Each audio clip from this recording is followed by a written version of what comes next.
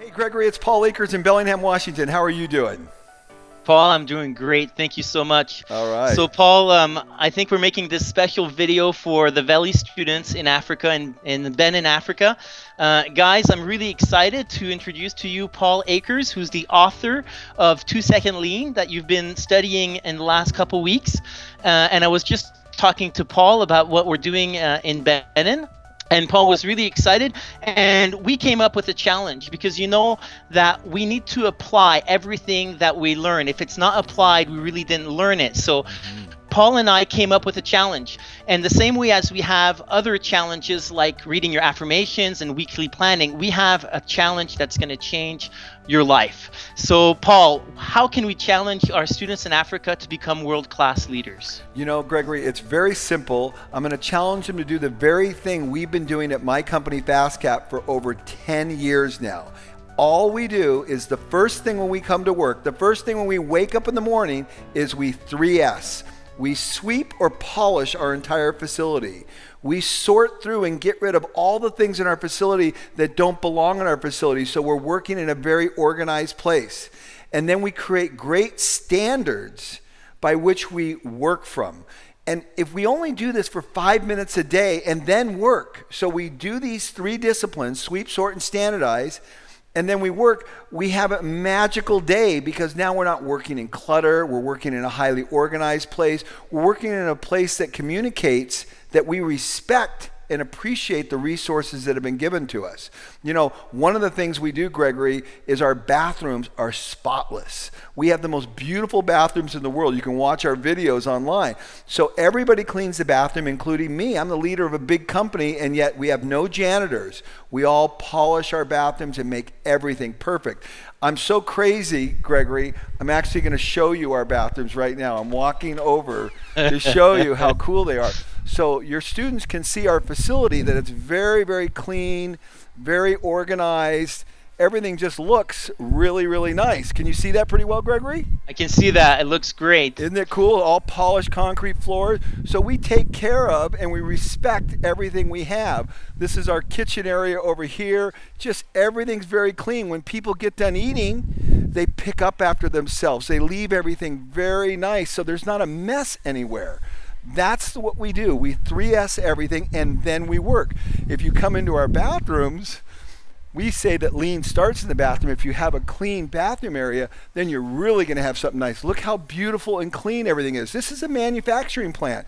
You would never expect a manufacturing plant to have bathrooms this nice. I mean, it's unheard of. But check this out. It's really, really nice. Look how perfect and clean everything is. Beautiful, clean toilets, no toilet paper. We take care of and respect everything because we 3S everything and then we work. What do you think of that challenge, Gregory? I think it's really a perfect challenge. So what you're saying is that every day to take 5 minutes to improve their environment by sweeping, sorting, or standardizing. You got Now, it.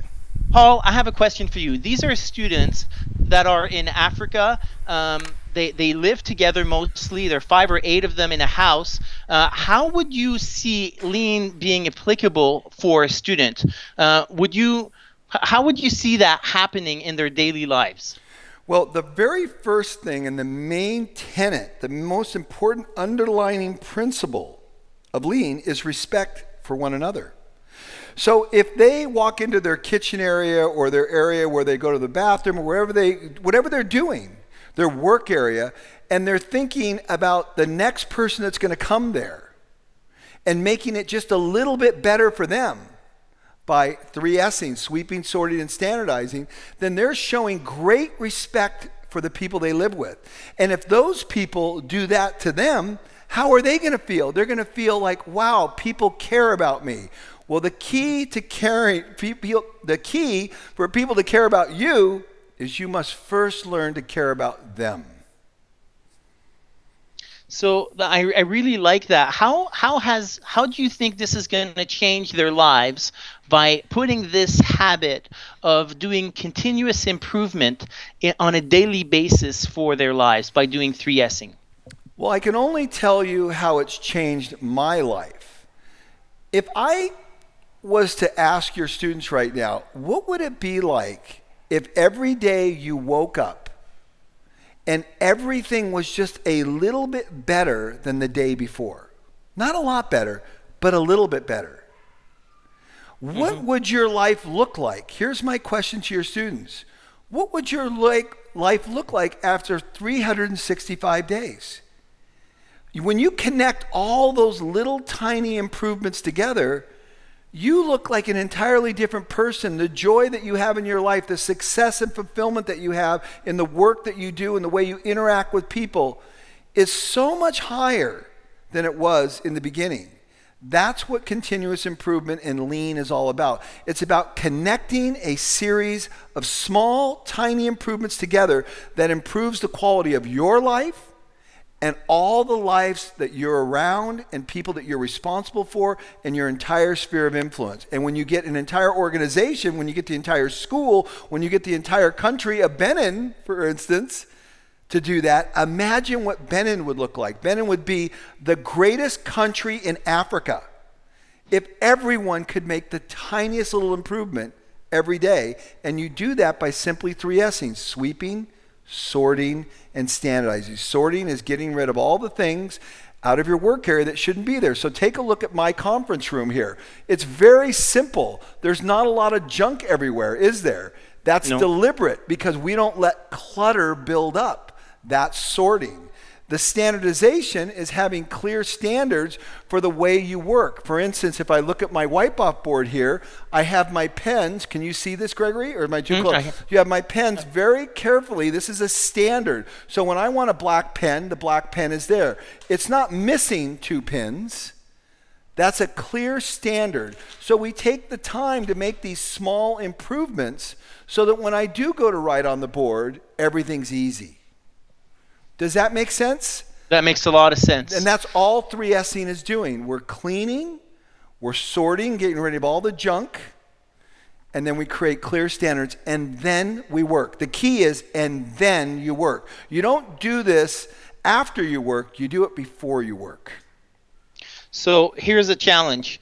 All of you listening to us today, we challenge you for the rest of the semester and actually for the rest of your life, but especially for the rest of the semester, to take 5 minutes before you start working every day to do an improvement in your life, an improvement in your environment so that things go better. Things go smoother. There's less struggle. So either by sweeping, sorting, and standardizing every day, 5 minutes or more. You got it. I know they're going to do it. Now, what I'm hearing and what you're saying, Paul, as a conclusion, is that this is the little better every day is really the slight edge. It's really that compounding effect that if you do that, you will become a new person. And as you become that person, when you start your business, you'll bring this into your business. When you start your marriage, you'll bring this into your marriage. When you start your family will be wonderful because you're improving your family a little bit every day. This principle can work for everything. And so I think that's the key. You make me smile because that's it. You know, we jokingly say, I had my brother come here one time and he couldn't believe how clean everything was and how organized everything was. And he couldn't believe we had all these young men working for us, right? And he goes, you mean you get all these young men? Because young men are traditionally, they're pigs, right? And he goes, and then he talked to all of our young men that work here, and he goes, do you do all this? He goes, yeah, we do it at home too. We keep our house this clean, we keep it this organized. And my brother just came to him, he said, this is like advanced training for being a good husband, coming to FastCap. You want to be a great husband, you want to have a great family life, you said it. These are important principles that really will put you at the next level.